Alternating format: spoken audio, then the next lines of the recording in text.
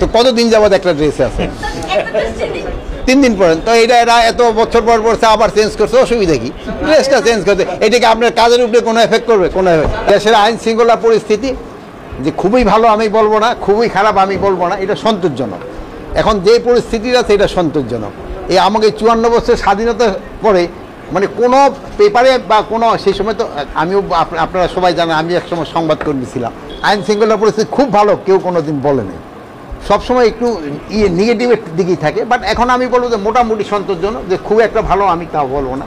তার এখন এই যে 2-4 দিন যাওয়াতে এই যে একটা নতুন ধরনের একটা হয়েছে, এতে হয়তো 2-1টা জায়গায় একটু ঝামেলা সৃষ্টি হচ্ছে, এটা আপনাকে সবাই সহযোগিতা এটা কন্ট্রোলে চলে আসবে।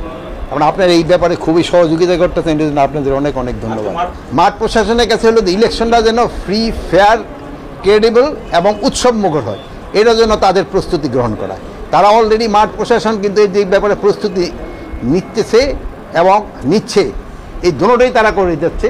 এবং আমি আশা করব যে এই ইলেকশনটা খুব ফ্রি, ফেয়ার, ক্রেডিবল এবং উৎসবমুখর হবে। কিন্তু বাট ইলেকশনটা কিন্তু শুধু মাঠ প্রশাসন মানে আমাদের পুলিশ প্রশাসন মানে আমি আইন শৃঙ্খলা বাহিনী বলতে বোঝাচ্ছে, আইন শৃঙ্খলা বা প্রশাসনের উপরে নির্ভর করে না, এটার মধ্যে কিন্তু আরও কতগুলি স্টেক হোল্ডার, একটা ইলেকশন কমিশন রয়ে গেছে, আর রয়ে গেছে হলো বিভিন্ন পার্টিগুলি, আর সবচেয়ে হলো সর্বোপরি হলো জনগণ। জনগণ যে সময় নির্বাচনমুখী হয়ে যাবে সেই সময় কিন্তু কেউ কোনো কিছু থামায় রাখতে পারবে না।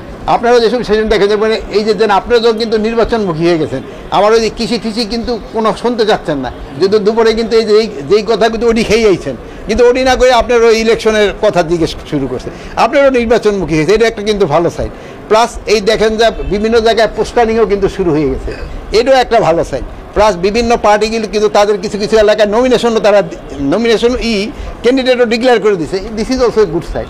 তারপরে বিভিন্ন পার্টির ভিতরে তাদের তো একটা বার্গেনিং ইসে থাকবে, সবার একটা স্ট্র্যাটেজি থাকবে, এটা তো তারা করবে। ট্রাইব্যুনাল কী রায় দেয় তা আমরা তো জানি না, বাট রায় যাই দেখ তো কার্যকরী হবে এবং জনগণ এবং যার এই সবাই এটা মেনে নেবে।